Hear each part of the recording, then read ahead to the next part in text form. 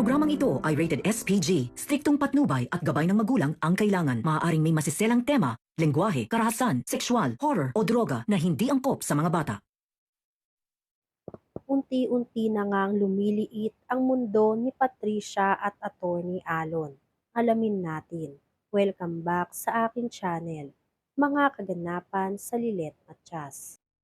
Isang masalimuot na kaganapan ang naganap sa buhay ni Lilet Matias, isang abogada na kailanmay hindi inaasahan ang mga pagsubok na kanyang haharapin.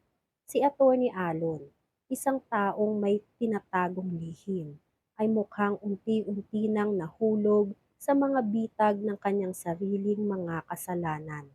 Dismayado siya sa nangyaring insidente kay Sabrina na hindi natuloy ang kanilang masamang balak. Sa kabila ng lahat ng ito, nailigtas pa rin si Sabrina ng mga doktor mula sa bingit ng kamatayan. Ngunit ang kabiguan ni Attorney Alon ay nagdala ng malaking panganib sa kanyang mga sikretong tinatago. Isa sa mga dahilan ng kanyang pagsubok ay ang hindi pagbabayad ng mga tauhan na sina Paco at Vivian. Ang pagkatalo ni Atty. Alon at ang hindi pagbabayad ay nagbigay ng galit kay Patricia, ang ina ni Trixie, na muling nagkaroon ng duda sa lahat ng nangyayari sa kanyang pamilya. Patuloy na nag-uusap ang pamilya Matias at napagkasunduan nilang lahat na si Atty. Alon ang posibleng may kinalaman sa nangyaring insidente kay Sabrina. Ngunit hindi nila maaaring magpadalos-dalos sa mga hakbang na gagawin. Kailangan nilang maghintay at mag-imbestiga upang patibayin ang kanilang mga hinala. Habang si Lilet at si Atty. Kurt ay patuloy na nagsasagawa ng imbestigasyon, muling naisip nila na ang tanging paraan upang malaman ang mga sagot ay ang paggising ni Sabrina. Si Sabrina ang tanging susi sa kanilang mga katanungan.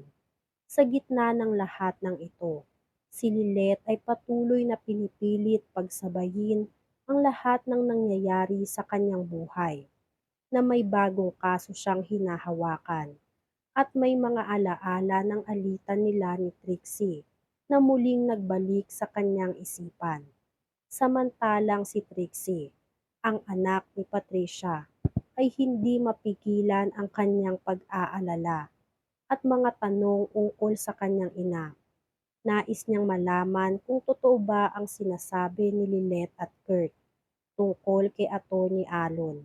Nabalitaan ni Trixie ang mga usapan nina Lilet at Kurt, kaya't lalo pa niyang pinagtibay ang kanyang hinala na may kinalaman si Patricia sa mga nangyayaring kakaibang kaganapan.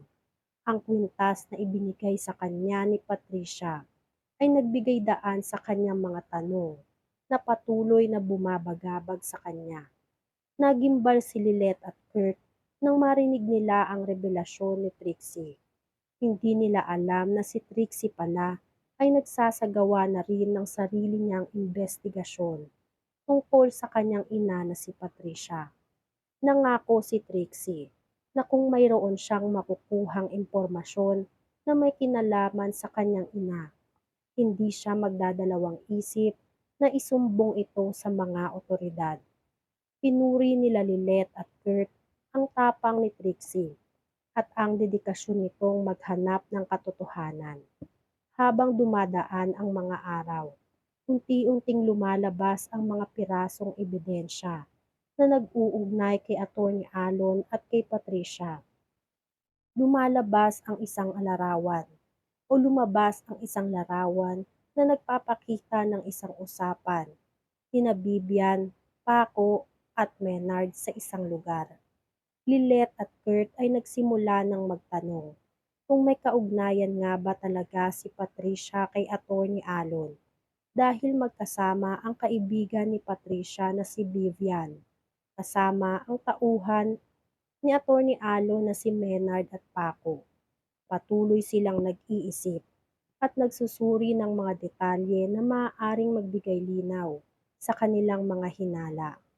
Habang tumitindi ang mga katanungan ni Lilet at Kurt, nagsisimula ring maglaho ang mundo ni Atty. Alon, ang kanyang mga utang at ang patuloy na pressure mula kay Arsenal.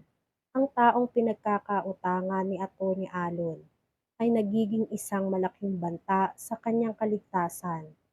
Pinilit ni Alon na magpaliwanag, ngunit hindi na pinansin ni Arsenal ang kanyang mga palusot. Ibabalik mo ang pera ko, wika ni Arsenal. Si Eira, ang kasintahan ni Atty. Alon, ay napansin ang mga pagbabago sa kanyang kasintahan, ang pagiging bugnutin ni Atty. Alon, ang kanyang pagiging mainitin ng ulo, at ang palaging pagkatalo sa mga sitwasyon ay nagdulot kay Eira ng mga tanong. Habang sila ay magkasama, hindi na napigilan ni Eira na magtanong, "May problema ka ba, babe? May lihim ka bang tinatago sa akin?" Pilit na iniiwasan ni Atty. Alon ang mga tanong ni Eira.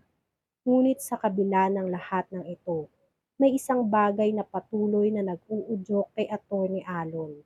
Paano niya malalampasan ang mga problemang dumarating sa kanya? Sa kabila ng lahat ng mga problemang kinakaharap ni Atty. Alon, ang kanyang mundo ay tila unti-unting lumiliit. Siya ay nagsisikap na maghanap ng paraan upang mapadali ang mga kaganapan sa kanyang buhay. Ngunit sa mga lihim na kanyang tinatago,